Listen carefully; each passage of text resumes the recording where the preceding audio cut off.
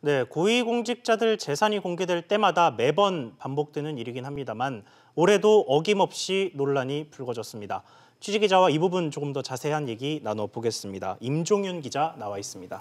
임 기자, 네. 먼저 앞서 리포트를 좀 보니까 고위공직자들 중에 상당수가 다주택자네요. 예, 청와대부터 좀 보면은요, 다주택자를 2주택 이상으로 이제 정부에서 규정을 하기 때문에 그 기준을 본다면, 예. 청와대 같은 경우 13명, 재산공개 대상자 13명 가운데 전체 대상자의 30% 가까운 13명이 전체 대상자 중에서 30% 가까운데 이 사람들이 이제 다주택자였고요. 예. 이게 1년 전보다 2배 이상 늘어난 수치입니다. 내각을 보면은 장관급 18명 가운데 7명이 다주택자였고요. 눈에 띄는 거는 농림축산식품부 장관이 이계호 장관인데 이계호 장관은 집이 5채였습니다. 아, 그렇군요. 그런데 이게 자기가 살고 있는 집이 아니라면 모두 팔라라는 게 현 정부인 문재인 정부 부동산 정책의 핵심이었는데 김의무 장관이 그렇게 얘기했죠? 예, 그렇죠. 그런데 여전히 꽤 많다는 이야기입니다. 그러면 재산 공개 대상자 전체로 좀 넓혀서 통계를 좀 내보면 어떻습니까? 그렇게 보면은요. 지난해 말 현재 청와대 그다음에 장관급 중에서 재산공개 대상자는 61명입니다. 예. 근데 좀 표를 한번 볼까요? 표에서 보신 것처럼 이 대상자 61명 중에 21명, 즉 34%가 다주택자고요. 1년 전으로 가보면은 재산공개 대상자 좀 2018년이 61명 중에 이 21명이고요. 2017년이 59명 중에 22명입니다. 그건 우리 시청자분들께서 좀 참고해서 보시면 될 것 같고요. 결과적으로 2017년에는 37%가 다주택자인 반면에 2018년 즉 작년에는 34%가 다주택자였습니다. 그러니까 한 명 줄었다는 얘기네요. 그렇죠. 수치가 3%포인트가 줄었으니까 일단 모양새로는 좀 줄긴 했는데요. 여전히 고위공직자 가운데 3분의 1 이상이 다주택자다.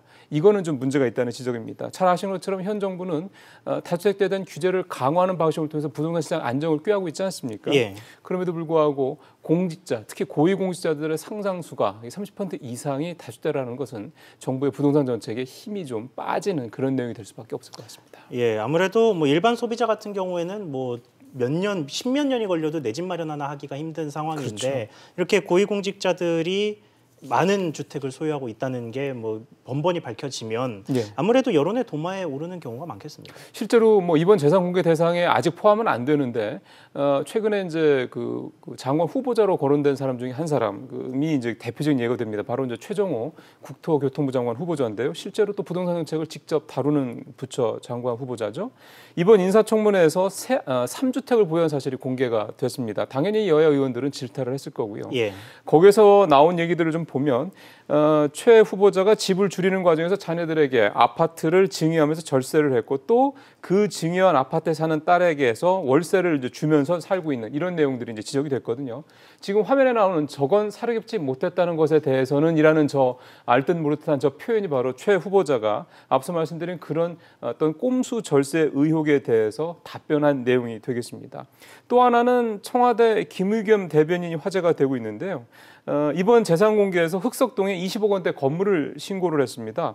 그래서 일각에서는 이게 혹시 재개발을 염두에 둔 투기성 투자가 아니냐 이렇게 의혹을 좀 제기를 하고 있는 상황입니다. 그렇군요. 그런데 이렇게 많은 재산이 공개됐는데도 이 부동산 재산들이 오히려 축소된 거다 이런 지적도 있어요. 그거는 지금 우리나라 이 부동산 공식적인 그 공개되는 가격이 실거래가가 아니라 공시지가로 이제 규정이 돼 있는 부분 때문이라고 볼 수가 있겠습니다. 사실 이 문제는 저희도 여러 번 다루던 내용이기도 하지 않습니까? 그러다 보니까 현재 아파트 같은 경우 이건 이제 국토교통부 자료니까 좀 더 공신력을 갖고 보시면 될 텐데요. 아파트 같은 공동주택은 현재 실거래가에 비해서 공시지가가 68%밖에 안 되고요. 단독주택이나 토지 같은 경우는 50%대 초반, 60%대 초반 정도밖에 안 됩니다. 결국은 이 기준을 적용을 한다면 이번에 그 장관 후보자들이 이번에 장관이나 이런 그 고용자들이 신고한 재산이 공시지가 기준이기 때문에 실제 이 사람들 실제 거래가 시세대로 한다 그러면 신고한 재산보다 적게는 30%, 많게는 50% 이상 더 재산이 많다 이렇게 봐도 무방하다 이런 얘기가 되는 건데요. 예. 그래서 재산 신고, 특히 고위공직자들의 재산 신고는 공시가로 하지 말고 실거래가로 해야 된다 이런 지적들이 나오고 있습니다. 그렇군요. 임 기자 잘 들었습니다. 네.